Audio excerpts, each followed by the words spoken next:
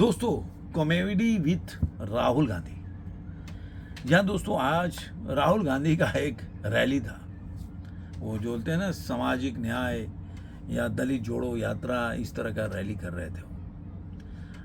लेकिन जिस तरह की बातें, एक तो मैं बताऊंगा कि राहुल गांधी, मुझे लग रहा है कि एक आदमी सोता है ना, एक हमारे यहाँ, मैं बोलूँगा नहीं, एक वर्कर थी, वो जब भी देखें तो मतलब वो हाथ में ऐसे डायरी या पेन लेके घूमती थी। तो हम लोग मजाक में बोलते थे, ऐसा नहीं सोते समय भी कोई बोले अरे उठो, तो वो डायरी लेके उठे कि डायरी की तरह नोट करना है। तो वैसे ही है राहुल गांधी के साथ भी है कि मुझे ऐसा लगता है कि राहुल गांधी सोते होंगे तो संविधान का वो किताब लेके उठते होंगे तो फट से अरे किधर गया, मतलब एक हाथ में कि बोरा आ जाता है तो लाल किताब लेके घूमते रहते हैं। तो वैसे ही एक तो मतलब वो लेके, और उसके बाद वो एक आदमी होता है ना कि मुझे लग रहा है कि राहुल गांधी को खुद से किसी काउंसलर के पास जाना चाहिए। और ये सीरियस मैटर बोल रहा हूँ, कोई मजाक नहीं बोल रहा हूँ। जिस पथ पे चल रहे हैं राहुल गांधी, उस पे केवल अंधकार ही अंधकार है। और आप राहुल गांधी की व्यक्तिगत मानसिक स्थिति 4 साल पहले से लेकर अब तक का देखिए। आप पहले का 5 साल पहले का वीडियो उठाइए, जो 2019 के पहले का था, जब वो जिस तरह से पार्लियामेंट में बात करते थे, वो दिन पर दिन वर्स्ट होता जा रहा है। ऐसा नहीं है कि उस समय ये चौकीदार चोर है नहीं बोलते थे, लेकिन मतलब वो दिन भर चौकीदार चोर है बोलते बोलते उस तरह नहीं था कि एक्सप्रेशन भी वैसा हो गया। आदमी, एक होता है ना कि एक एक्ट्रेस थी, वो किसी कैरेक्टर को रोल कर रही थी, आप लोग जानते होंगे, उन्होंने, लेडी थी, नाम भूल रहा हूँ मैं, और वो कैरेक्टर में ही घुस गई बंदी। उसको काफ़ी काउंसलिंग कराना पड़ा कैरेक्टर से बाहर लाने के लिए। तो कई बार क्या आदमी होता है ना कि एक अपनी बनाए हुआ कैरेक्टर में घुस जाता है। तो राहुल गांधी चौकीदार चोर है, चौकीदार चोर है करते करते ना उसी कैरेक्टर में घुस गए धीरे धीरे।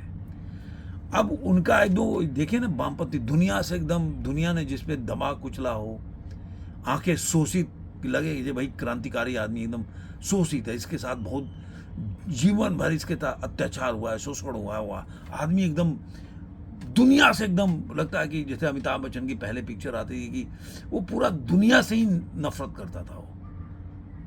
तो हर जो लोग थे, जो रिक्शा वाला चला रहे हैं, टमटम चला रहे हैं, सड़क पे घूम रहे हैं, वो लोग समझते मैं अमिताभ बच्चन हूँ, इसलिए अमिताभ बच्चन हो गया, क्योंकि हर आदमी अपने में एंग्री यंग मैन ढूंढने लगा।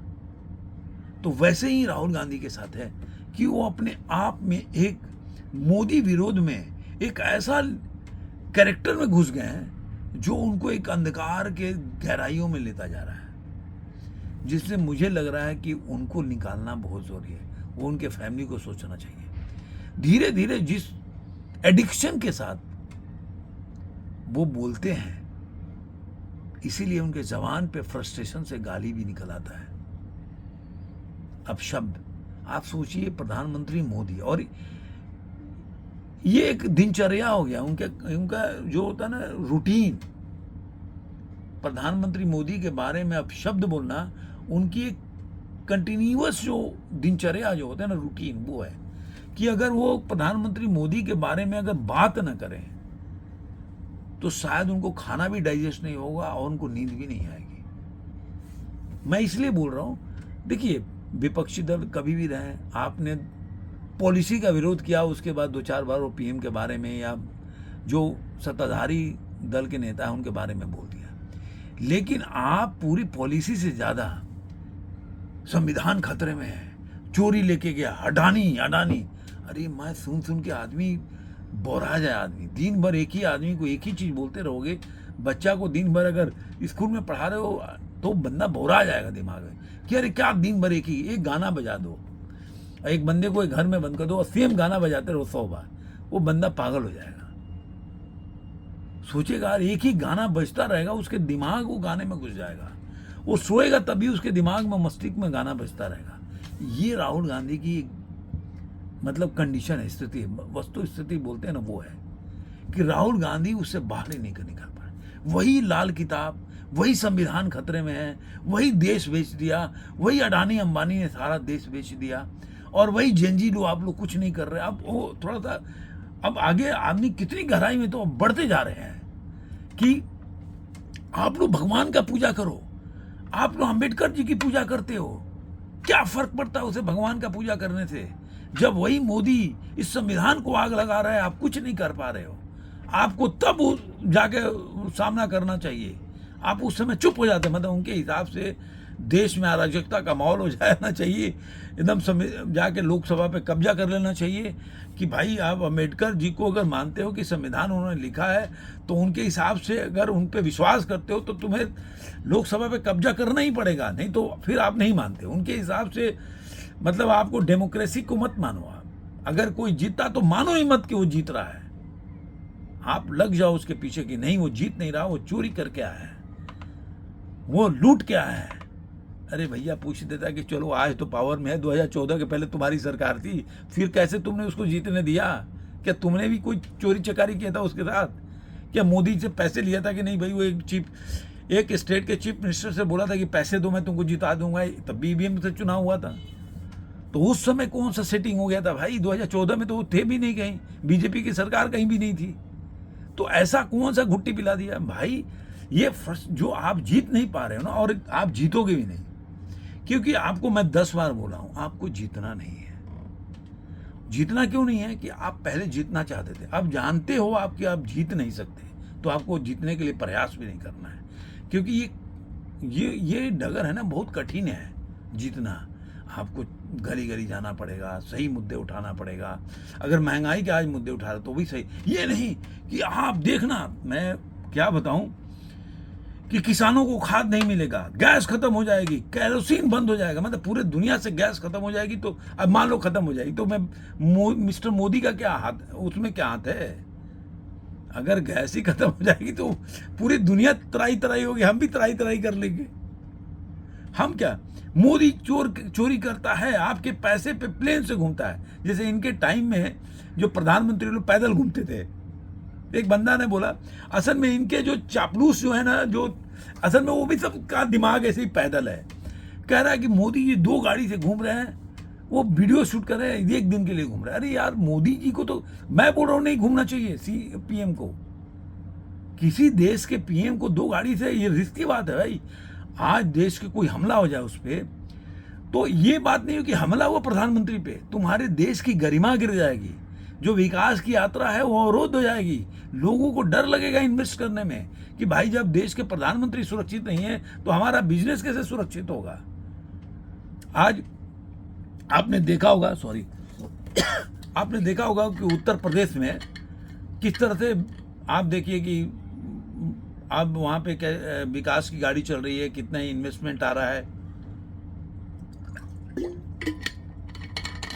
किस तरह से इन्वेस्टमेंट होकर आ रहा है। क्यों आ रहा है? क्योंकि आप कहीं भी बिजनेस करते हो तो ये सोच के करते हो कि मेरा पैसा सिक्योर रहे, सफल रहे, कहीं कोई गुंडा ना छीन ले। तो वहाँ सिक्योरिटी हुई तो लोग आने लगे। वो देखा था कि एक व्यापारी था, जब नोएडा में कोई कर रहे थे तो वहाँ पे उन्होंने बोला था कि मैं तो अपना बिजनेस छोड़ के इसलिए चला गया क्योंकि हमारे बेटे को उठा लिया गया था, तो अब मैं यहाँ पे बिजनेस करने के लिए तैयार हूँ। तो इस तरह का माहौल था। तो कोई बिजनेसमैन क्यों बिजनेस करेगा जब उसको पता चलेगा उसका परिवार ही खतरे में होगा, कोई उठा ले जाएगा, उससे फिरौती मांगेगा। तो कहने का मतलब है कि आज प्रधानमंत्री पे कोई है तो लोग जब सिक्योर फील नहीं करेंगे तो इन्वेस्टमेंट कैसे होगा, लोग काम कैसे करेंगे? और बिजनेस, अगर इंडियन बिजनेस जो होते हैं हाउसेज, अगर वो डर जाएंगी तो वो लोग बिजनेस में मतलब ग्रोथ नहीं होगा, और वहाँ ग्रोथ नहीं होगा तो देश का ग्रोथ कैसे होगा?